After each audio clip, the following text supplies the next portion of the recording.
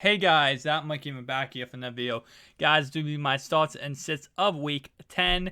Starting off right away, we have Cam Newton against the Chiefs. The Chiefs have a pretty good defense, but they can't stop the run, and Cam should be able to take advantage of that. Next guy we have here is going to be Ben Roethlisberger versus the Cowboys. Obviously, if Ben's at home, you start him, plain and simple. The sits of the week is going to be Colin Kaepernick versus Arizona. Kaepernick had one good game last week against the Saints. That's all he's going to have. Kaepernick is awful. The Saints are awful, so therefore both of them combined kind of did great. But the fact of the matter is Kaepernick had all his points in the first half, and that's why he had such a great game. Next sit is going to be Blake Bortles versus Houston.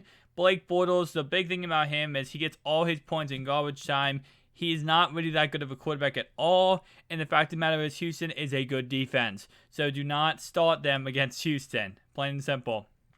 Next guy, we're gonna go to running backs now. Devontae Booker versus the Saints. I honestly, in my opinion, I think Booker and Bibbs, you could start them both in this matchup, and they both would do good. Kind of like Hightower and Ingram last week.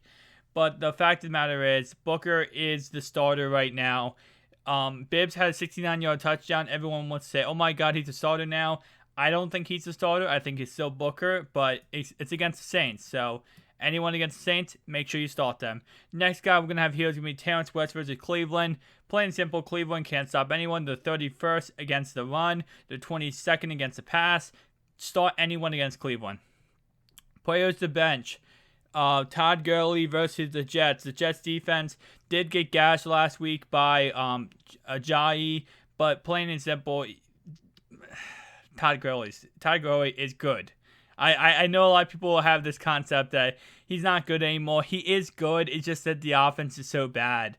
In all reality, it doesn't matter how good you are. The offense, if they can't get moving with Case Keenum at quarterback, there's nothing that Todd Gurley can do. So I know a lot of people saying, oh, Todd Gurley is the worst halfback in the league. No, he's not bad. He just isn't getting much opportunity. And if he was on a good offense, let's say like if he was on the Patriots, yeah, that would be a different story. Next guy to bench is going to be Christian Michael versus New England Patriots.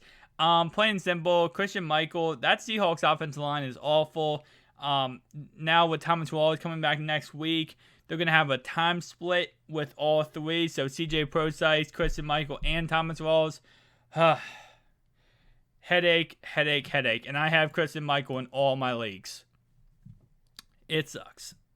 Wide receivers to start. Terrell Pryor, if he plays, he is questionable right now. But if he plays, I saw him against the Baltimore Ravens mainly because he's the only thing that they're going to be able to do anything with. I know a lot of people have the concept that, Brandon Coleman, last time they played, he had 2 touchdowns.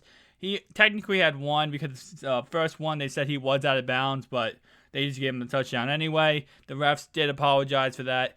But anyway, just start Terrell Pryor against the Ravens. Larry Fitzgerald against the San Francisco 49ers.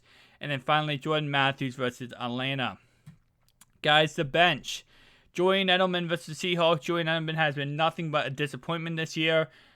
He can't do anything, so definitely make sure you sit him. Dougie Baldy or Doug Baldwin. I know a lot of people don't like the nicknames I give, but I call him Dougie Baldy. His name's Doug Baldwin. Doug Baldwin versus New England Patriots. He's going against Malcolm Butler. Do not start him against Malcolm Butler. If you guys know anything about fantasy football or know anything about defense, Malcolm Butler, even though I know a lot of people say he's overrated, he's pretty good and he shuts down a lot of people. Starts of the week at tight end, I'm going to go with Dennis Pitta versus Cleveland. The same aspect I said before, Cleveland can't stop anything. Dennis Pitta should have a pretty good game. Zach Ertz versus Atlanta Falcons. And then the sits are going to be Julius Thomas versus Houston. And then Kobe Fleener versus Denver. The defenses I recommend this week are going to be Baltimore, Washington, and if Arizona's on your waiver wire, get a new league and pick them up because if they're on your waiver wire, oh my God. I don't know any league that has Arizona on the waiver wire, but if they are, also another one going to be Rams versus Jets. Chiefs versus Panthers. And then Packers versus Titans. So definitely, if any of those are on your waiver wire, definitely pick them up and put them on your team. the ones to sit this week, it hurts me to say this, but Denver defense, you do not want them on your, in your squad this week. You also don't want New England or Seattle. Even though these are top defenses, and it's hard to sit these top defenses, you're just gonna have to. It's just how it works. Once again, actually, let me reiterate that point. I'm saying start the Panthers, but sit the Chiefs. Okay, I know. Because the Panthers, Alex Smith coming back from an injury, Spencer Ware's coming back from an injury, Jimmy Macklin, I heard he might not play. Their offenses, in scrambles. Don't start a defense against Cam Newton. I know it's very easy to do it. I know a lot of people did it last week with the Rams, but the fact of the matter is, yeah, Cam could throw 2 picks, but you never know when he gets in open space and when he gets going.